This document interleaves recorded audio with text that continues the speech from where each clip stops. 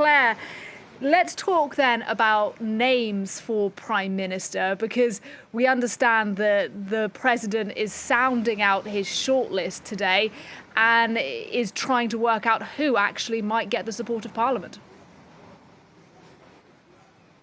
That's right. The French President Emmanuel Macron is testing the waters. He's speaking, we understand, by telephone mostly today with the leaders, the heavyweights across the political spectrum in the French Parliament, trying to work out who on his short list of candidates to be the next French Prime Minister would get the support of Parliament. Because if Emmanuel Macron were to name someone who doesn't have the support of Parliament, well, that person would be voted out by members of Parliament before he or she had even begun the job. And Emmanuel Macron doesn't want that. He would like to name someone who will be able to get the support of Parliament. We've had a lot of focus today on Xavier Bertrand. He's a key figure in the right of French politics, but from what we understand, the far right, so Marine Le Pen's party, has said they will not support Bertrand government. So that would make it very difficult for him to get the support of Parliament that he needs to survive a possible no-confidence vote. We're also hearing, of course, talk of Bernard Cazeneuve,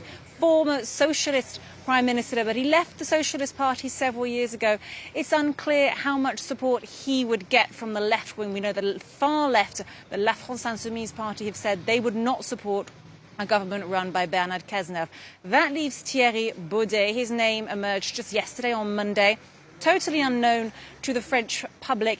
He at the moment runs a council which advises the government on social, environmental and economic policy. He would be a technocratic choice, not affiliated to any political parties. That could be seen as a strength, or it could be seen as a weakness, because, of course, whoever becomes the next French Prime Minister is going to need to do some serious politics to unite what is a very divided House of Parliament in France.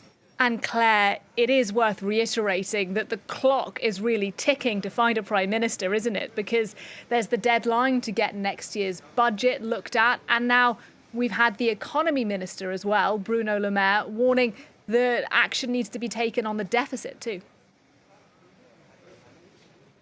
Certainly, we heard from Bruno Le Maire. He has come out. Of course, he's the outgoing minister, because he and the rest of the government have been asked to stay on as kind of caretakers over the summer, waiting for Emmanuel Macron to name the next prime minister, and then that next set of ministers will be named afterwards. Bruno Le Maire saying that 16 billion euros worth of savings, cuts to the budgets, need to be made now to redress the situation. We understand that France's public deficit could go up to 5.6% of GDP, which is higher than had been expected. Bruno Le Maire says he will tell whoever becomes the next prime minister that he wants those, and he believes those kinds of savings need to be made. Action needs to be taken quickly.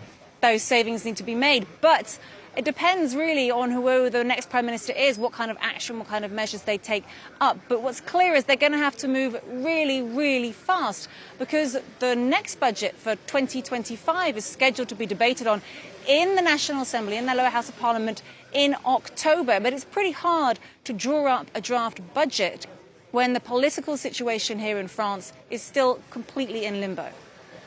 Claire Paccalin outside the Élysée Palace. Good to talk to you. Thanks very much.